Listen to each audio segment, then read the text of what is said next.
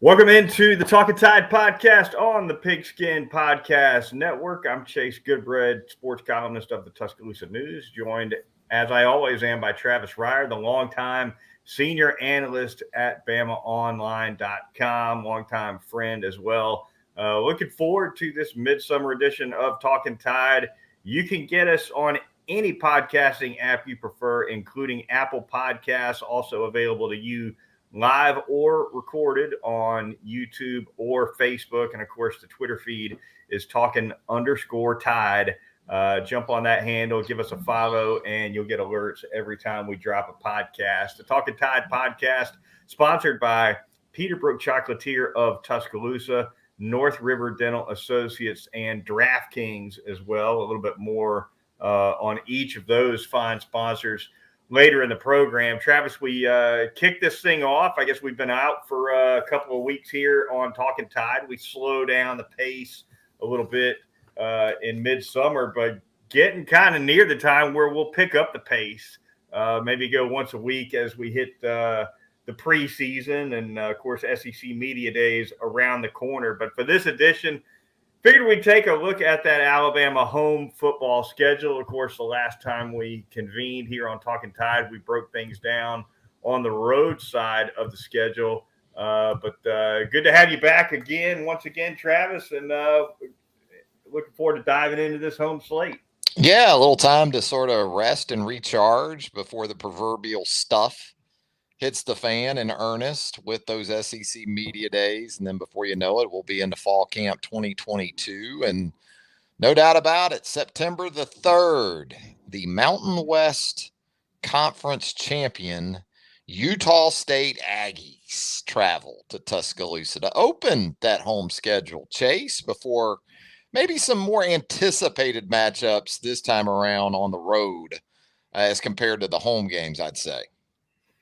Yeah, no doubt. The home schedule in September is not especially appealing. It really gets fired up once October rolls around and Texas A&M comes to town. Utah State, though, a team that's up, down, up again. Of course, they had a super year in Jordan Love's last year at quarterback a couple of years back. He leaves, and actually in his last year, they had started to kind of fall apart. His best year for them was the previous season, but up, down, and up again. And they did have a pretty solid season last year. I've been to Utah State, as a matter of fact. It's quite a scene up there, right up in those mountains. There's snow all around, at least at the time I went there. I'd never seen so much snow in my life. And they kind of cut it right out of a mountain with that football complex. And Alabama doesn't have to worry about those frigid temps, though, hosting in September as opposed to going on the road to a venue like that. Yeah, it had to be a little bit of a shock, I'd say, for Blake Anderson going out there a couple of years ago as the new head coach of the Aggies at the time, going from Jonesboro, Arkansas, Chase, out to Utah and into that sort of situation. But, man, he's a good football coach. Won a couple of Sun Belt Conference titles at ASU. Now he's won an MWC there at Utah State. I think it's one meeting he's had against Alabama as head coach. That was at Arkansas State. Didn't go terribly well for the Red Wolves, as you might expect in that type of matchup with the 2018 Alabama team. So we'll see if maybe this time around he's able to keep his club a little bit more within shouting distance. Moving along on the home schedule, Travis, my only thought on ULM, what's that Monday presser going to be like, ULM week, Nick Saban? Is he going to preempt all the questions of the 07 game, or is he just going to wait for him to come? Will he be lying in the weeds on that, or is he going to preempt it all? You know, even though he's already exercised that demon against ULM since then, you know it's still going to be a popular question and a popular topic. And what about Terry Bowden taking another swing at the Crimson Tide? Terry Bowden, the only opposing coach on Alabama's 2022 schedule, Chase, with a winning record against Alabama. He was 3-2 in 5 games as Auburn's head coach. Now, he got the Iggy in, what was it, 98, I guess, before Alabama and Auburn met in Birmingham. So it was brother Bill Oliver that stepped in there on an interim basis, but he was able to maintain that winning record. 3-2. You think he's told anybody that? You think he's reminded some people of that? Look, I got a winning record against Alabama. None of those games against Nick Saban, but a couple of them against a really, really, really good coach in Gene Stallings. He won't be saying that in front of any microphones, but maybe a little bit of person-to-person reminders. Yeah. What's the Bowden family as head coaches? Tommy took an L in 08, right? He did. And Bobby got Nick in 07. Got it. At that game in Jacksonville. Yeah, he sure did. The game was vacated, I think, by both teams. That's how bad that 07 game in Jacksonville was. Both teams vacated it like it never happened. Yeah. So you and I might have tailgated on the clock. Yeah, we did a little bit. We did a little bit. We were a little out of it ourselves. Great time that one. Yeah, I think the Bowdens go to 1-2 against Nick Saban maybe after this one. Yeah, no question. All right, Texas A&M, of course, the big one, Travis. We got to stop there, and we've talked about it a little bit before, but the Jimbo Fisher, Nick Saban dust up in the offseason is going to drive ticket sales, interest, TV ratings, going to drive it all. But set all that aside, it could easily be the toughest game on Alabama's entire schedule, and certainly on the home schedule. Only home game in the month of October, on top of everything else, because you got Arkansas on the road on the 1st, you got Tennessee on the road on the 15th. Actually, 2 home games because Mississippi State is at home. They're on the 22nd. My bad. So a couple of home games, but you talk about a home schedule for this upcoming season, depending on what Auburn's able to do in the first month even of the season. This could have very much the look by the time the Aggies roll into Tuscaloosa of being essentially a 1-game home schedule, right? I am Mississippi State. We'll see in year 3 under Mike Leach. Vanderbilt's not going to help things certainly there in September, along with ULM and Utah State. So you're expecting some no contest type situations in the month of September in Tuscaloosa. But absolutely, this is a game that we've already heard from CBS. That's their doubleheader afternoon primetime weekend. I think we all know when this game is expected to kick off based on that. And an opportunity for Jimbo to put it all together where Alabama's concerned as Texas A&M's head coach. Beat Alabama last year, but then you lost to 3 other teams in the SEC West. So yeah, he needs to parlay a win over Alabama into something that's more along championship lines. Right. Yeah, absolutely. Beat Alabama last year, but didn't sustain. Lost to both the Mississippi schools. Yeah. You can't do that. If you're going to beat Alabama, if you're going to get over the hump against Alabama, you got to do better elsewhere. You got to beat Arkansas. You got to beat Ole Miss. You got to beat Mississippi State. Wasn't able to do it. You got to show up for your damn bowl game against NC State maybe while you're at it. Mississippi State, you mentioned the Bulldogs will be coming to town as well. Austin Peay will be the annual tune-up game ahead of the Iron Bowl. Auburn comes to town. Of course, Auburn always in Tuscaloosa on those even-numbered years, Travis. And so what about Brian Harsin coming into this game? All that went on with him, and it's been kind of quiet this summer for him. He'll be asked in a week or so, certainly at SEC Media Days, about the window in the winter where he was potentially going to be ousted as Auburn's head coach. Ultimately did not happen.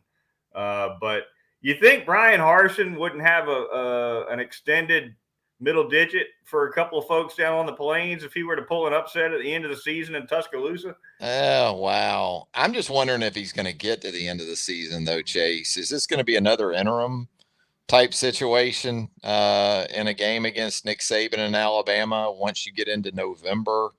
I look at even a couple of 3-game stretch that Auburn has there, October 1st, October 8th, October the 15th, and I'm thinking by mid-October, we're going to have a pretty good idea what the deal is with Brian Harsin in terms of potentially being around for a third season. It's just tough to envision that right now, as much as anything because of the attempted coup in the offseason.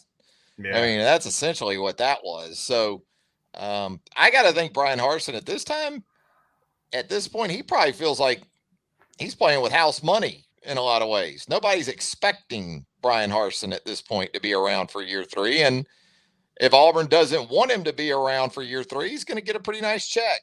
No, and the Auburn administration looks conceivably could come out of this season looking worse than Harsin. You know, Yes. it could go either way. You're right. Maybe it is an interim situation. Maybe they do get to the end of the season and he's even more of a lame duck than he appears to be at the moment. The flip side of it is if he manages to rally and win some games he's not supposed to win, Yeah. that's double the egg on the face of the admin, right? Yeah, it is. It's just kind of hard to pinpoint where those wins are going to come from. And, we talk about it from the conference perspective, and understandably so. We're talking about the best league in college football in the SEC. But I think that Penn State game early in the season at Jordan-Hare, I think you'll get a pretty good indication after maybe the events of what goes down in that one after we saw Penn State get that close win. Last year, the win over Auburn, I think if you're an Auburn fan, you came out of that one in Happy Valley thinking, you know what? We lost the game, but we were right there, had a great shot to win. This is year one of a new head coach. There were some positives to take from it. This time around, anything other than a W to cap that 2-game set, and the Wolves are going to be out. Moving on here on this edition of the Talkin Tide podcast, going to touch on the latest in recruiting for Alabama football. Travis, you and I don't often discuss the recruiting front here on Talkin Tide, but since you and I last sat down for a Talkin Tide episode, a flurry of commitments for the Crimson Tide, 6 of them, as a matter of fact, for the 2023 class. Another one, Perry Thompson, for the 2024 class. So you count him, it's 7 altogether here in the last couple weeks. And Alabama's jumped just with that flurry. Alabama's jumped in national rankings from the late 20s to, I think, 17 or 18, maybe, depending on what service you're looking at. For a while there, I think maybe some Alabama fans that followed recruiting, Travis, were pushing a little bit of a panic button, maybe related to NIL, with Alabama sitting outside the top 25, not familiar territory for Nick Saban's recruiting efforts for sure. But as we know, Travis, you and I covered recruiting back before it was fashionable to cover when it was recruiting. In print all the time, when all right. You had was print recruiting. It's a marathon, not a sprint. Yeah. And I think that's the takeaway from these last couple of weeks. Yeah, and you go through the camp season. That's always a big part of the process from an evaluation standpoint for Alabama. And you look at a couple of the commitments that Alabama's picked up just of late. A guy like Brayson Hubbard, the athlete prospect from South Mississippi down at Ocean Springs High School, is a guy no one was talking about. He goes to Alabama camp, lights it up, gets an offer, was headed to play baseball at Southern Miss and more of a high school quarterback, but Alabama sees him as a safety. So it just shows you Alabama still continues to do its diligence in terms of the evaluation process and how much the month of June is a big part of that. But, they've done some nice things at the junior college level. You talk about some maybe retro recruiting. How much do you hear about junior college guys these days? And Alabama has gone out to get arguably the top 2 junior college prospects for the 2023 cycle, and Malik Benson, the outstanding wide receiver from Hutchinson Community College, and then also Justin Jefferson, the linebacker from Pearl River Community College over in Mississippi. So little JC recruiting, Chase. We don't hear as much about that these days with the portal. Is the portal killing JUCO recruiting? I think it's killing high school. I think it's killing JCs.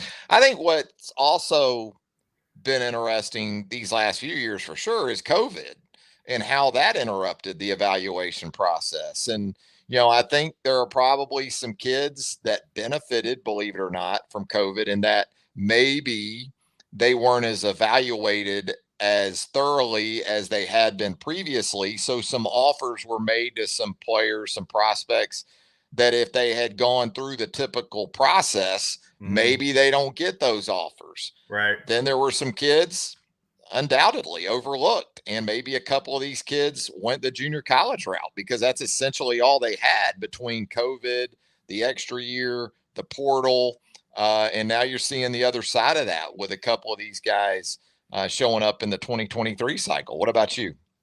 Yeah, I agree. I think it is interesting that Nick Saban's gone to the JUCO ranks for a couple guys. Benson, I think, is the #1 wide receiver recruit in the JUCO ranks nationally. So potentially a really big pickup there for the Crimson Tide. Tony Mitchell, the cornerback out of Thompson High School, a really highly recruited guy as well, 6'2". So long and lanky. That's the way. That's what they're looking for at that position now, Travis. If I don't think the 5'10" corner is a dinosaur just yet, but that position's getting longer and leaner. It is, and then you also like the potential for some guys to play safety if they need to, right? 6'2". Those are guys that you can sort of project at every spot in the secondary with the way Alabama uses guys between corner and safety and star and money in those positions. So Mitchell looks like as a 5-star, he's certainly got that sort of versatility and a lot of versatility throughout the class. I think, you said it earlier. I think some Alabama fans have been a little anxious here in the last month or so, but I think even in the coming days and weeks with the camps behind and visits behind in the month of June, you're going to continue to see dominoes fall at a pretty good pace. All right, one final note on the recruiting front, subtraction for the Crimson Tide signing class. Elliott Washington, 4-star safety, has flipped, had been an Alabama commitment. He, for the moment anyway, has changed his commitment to Penn State. So, yeah, that's not going to change, I don't think, from what I understand. He'll probably be a Nittany Lion, even though he's a legacy, with his father. Basketball. Yeah, that's right. Doubt. All right, the Talkin Tide podcast on the Pigskin Podcast Network. Moving on, we're going to thank a couple sponsors here really quickly. Then we got some interesting notes for you on the back end of the podcast. First, though, we're going to tell you all about North River Dental Associates and Dr. Jack Smalley, that great staff of dental hygienists he's got conveniently located at 1100 Fairfax Park, right off of Watermelon Road, for all your dental needs, your family's dental needs, dentures, pediatric dentistry, laser dentistry, cosmetic dentistry, porcelain veneers. They do it all at North River Dental Associates. Also doing teeth whitening services. That's always popular. Botox and Juvederm treatments as well. They're great with dealing with the insurance folks. And on a routine cleaning, you're going to be in and out of there typically in under an hour. My routine cleaning, Travis, is upcoming toward the end of next week. So I'll have a full report the next time we podcast from Dr. Jack's outstanding facility. The phone number, if you want to schedule an appointment, 752-3506, or visit northriverdentist.com. It's North River Dental Associates. I'm going to tell you about Peterbrook Chocolatier right out there at 1530 McFarland Boulevard North in the Indian Hills section of Tuscaloosa. We were talking about camp season. It's still camp season at Peterbrook Chocolatier. That's right, 205-752-0211. We've had heat. We've had storms of late. Hey, one thing you can count on for those youngins of yours is the indoor AC and just a tremendous amount of fun at the Peterbrook Chocolatier camps, ongoing through the month of July. 205-752. Give them a call. They'll get you set up. Still booking up camps through the month of July.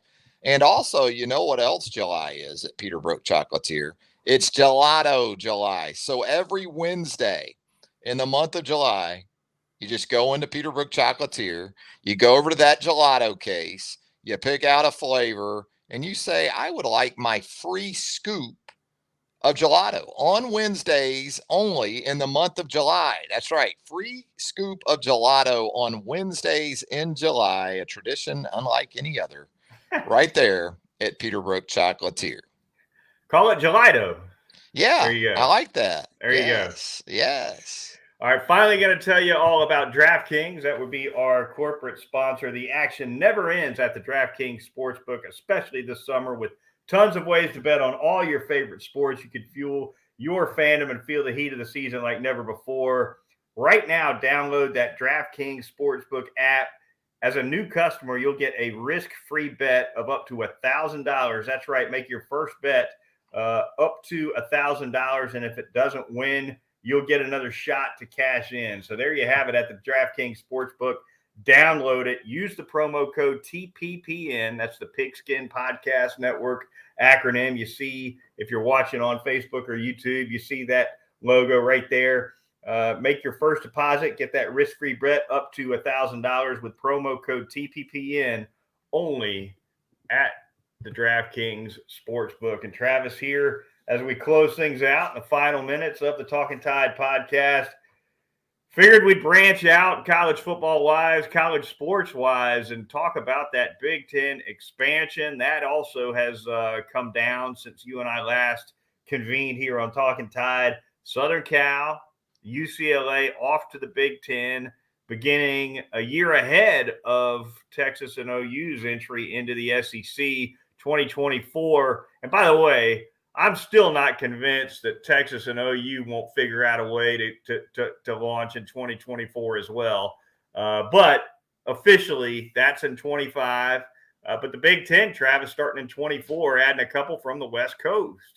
Very interesting. Not exactly geographical fits, I would say, but this is where we're at. I mean, you kind of figured this is where we were headed after the news of Oklahoma and Texas jumping from the Big 12 to the SEC. So everybody's trying to brand up at this point and kind of figured that the two conferences that would stand above the rest would be the SEC and the Big Ten. Whatever happened to that alliance, though? Remember we were going to have this alliance? Yeah, Yeah. We're going to have our alliance. You guys can have your alliance. Yeah. So that was all about academic interests. Remember, academic.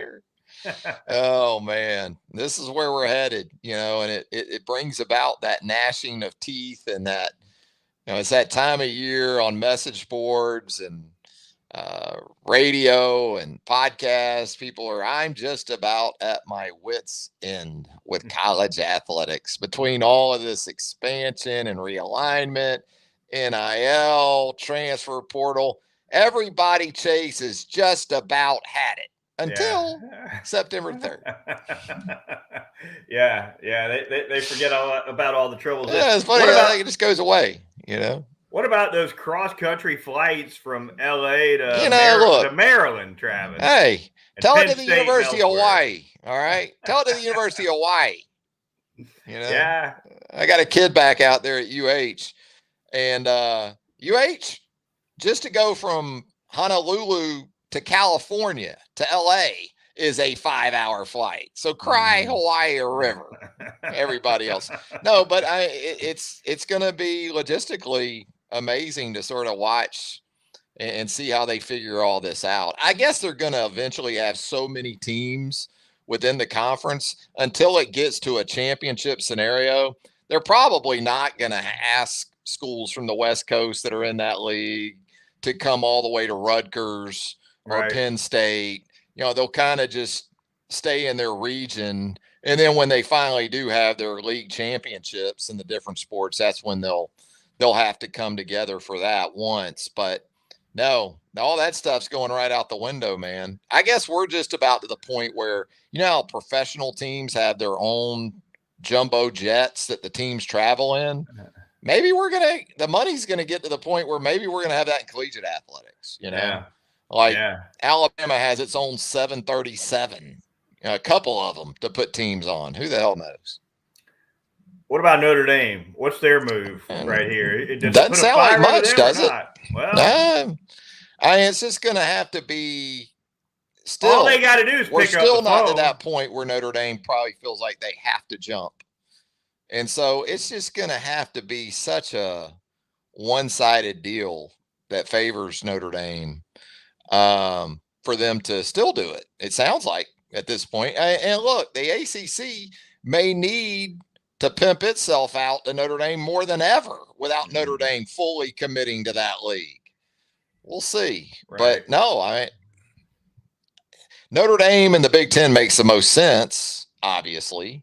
But right now, it doesn't sound like the Irish is all that motivated to make the move. The ACC struck that long-term TV deal, rights deal with their schools. I think they're locked in till the mid-2030s, right? 2036 maybe is the end of that TV rights deal in the ACC, Travis, which does a couple of I mean, they did it for stability, and they got it, and that's great. You lock everybody in. But at the same time, 5 years from now, 10 years from now, isn't that deal going to look a little stale compared to what the Big Ten and the SEC? If they lose Carolina and Clemson and say Florida State and some of their top brands to other leagues, I would say it might look good with what's left. Although I wonder if there's something in those contracts. Okay, if you lose these schools or this many schools to realignment or to other leagues, does that void the commitment from, say, ESPN to the ACC? You know what I'm saying? Yeah. Based upon losing teams. I mean, if you're ESPN and you got that kind of dough into that league through 2030 something, and you're sitting there with, Virginia Tech, Georgia Tech, Wake, what type of value does that contract have to you? Right. Is there ability to renegotiate that? ESPN's going to end up being the big winner because there's still going to be content, and they may end up being able to buy it for even cheaper, where some instances are concerned, than they already pay for it. They're going to pay more, no doubt, for the SEC. They're going to pay more for the Big Ten. There's no question about that. But whatever's left of the Big 12 and the ACC and the Pac-12, and you're still going to have Group of Fives, it's going to be all ESPN all the time. I want to know what those exit fees would be for an ACC team to bail on a rights deal that goes another 12 years. I mean, good Lord. The rights fees for Texas and OU to come to the SEC, they only had to buy, I think, 2 years worth of TV rights, and that was $70, $80 million a piece. Yeah, it was. To get out of, what's the cost going to be to get out of the ACC? Because of the length of the deal, it's a great question. Yeah, it's a wild scene. We haven't seen college football this wild and crazy ever, Travis, in so many ways, between alignment, the portal, NIL, conferences, the playoff expansion. I mean, everywhere you turn, the tectonic plates are shifting rapidly. And you knew it was coming again, going back to OU Texas, which was essentially almost exactly a year ago, wasn't it? Yeah, it sure was. Wasn't it SEC Media Days, really, when that broke? It was. What I remember about that was, I don't know if it was the week of Media Days or not. Maybe it was. But what I remember was the news that A&M and OU wanted to leave the Big 12 broke on a Monday. And then there was a little bit of news. The story advanced Tuesday. It advanced Wednesday. It advanced a little bit more on Thursday. And then on Friday, it was done. Right. And if you looked at the progression from Monday to Friday, it was obvious that the power brokers had planned this out to be over and done with in a 5-day stretch. Yeah. And they got it done. It doesn't sound all that different, maybe with SC and UCLA. Yeah. To the Big Ten. All right, before we get out of here on the Talkin Tide podcast, Travis, got to tip our hat to the recently departed Tony Sirico, who, of course, played Paulie on The Sopranos, a series near and dear to both you and I. Certainly one of my favorite characters, maybe my favorite in terms of regular characters. Some of these characters were in and out on The Sopranos, one season or a piece of a season. But in terms of the ones that were staples from beginning to end, he was hard to beat as Paulie. No, absolutely. I mean, you can pick any type of scene you want over those 7 seasons that we had of The Sopranos. And Pine Barrens is the one episode you go back to because it's essentially Paulie and Christopher Moltisanti, Yeah. Michael Imperioli, and they were tremendous together. Those two guys were just out of this world great. But yeah, again, any number of scenes you could choose from that series with Mr. Sirico. And from what you understand and what you learn, if you do some digging and some reading, and Tony Sirico was a real deal. Yes. You know, this wasn't a He guy had that was some classically history. trained Yeah. as an actor and just knocked it out of the park. Right. That was Tony Sirico. A lot of what you saw with Paulie. He was hired for what they call authenticity. That's what he brought. Yes, he did. You He know, absolutely did. The And Pine Barrens again, episode was fantastic for sure. guy killed 16 Czechoslovakians. He's an interior decorator. What? And Chrissy says, his house looked like shit. Yeah. Oh, that was fantastic for sure. I think maybe aside from that, what stood out for me was the sit down with Feach Lamanna. You love that. I love Paulie and Feach going at it. Veach as a villain in general on that show was underrated because Ralphie and Richie were so tremendous. Yeah, Veach was great. That was a great scene. That same episode, though, was maybe my personal favorite scene when he goes to confront the lawn care guys. The nephew. Yeah. Feature's nephew. The one tells him to go F himself. He goes around to the back of the truck, grabs a shovel, and next thing you know, his hands up. Okay, I got you. Next thing you see is Paulie loading up that lawnmower in the back of his caddy. Yep. Yep. We loved him, no doubt. No doubt about it. I mean, James Caan passes away here in the last week. Ray Liotta passes away here in the last month or so. Been a tough stretch, man, for the genre. And no doubt. James Caan, tremendous too. I mean, Sonny Corleone, Brian Piccolo, and Brian's song. Go on and on. Hell, even Elf. It's just a shame. It is. I was a James Caan guy as well. I thought he was outstanding. One of the more obscure mafia movies, Travis, The Cooler, one of my favorites among those that aren't particularly well known. Pretty star-studded though. James Caan in that one, Alec Baldwin, Ron Livingston, who of course played Peter in Office Space, was in that movie and did an outstanding job.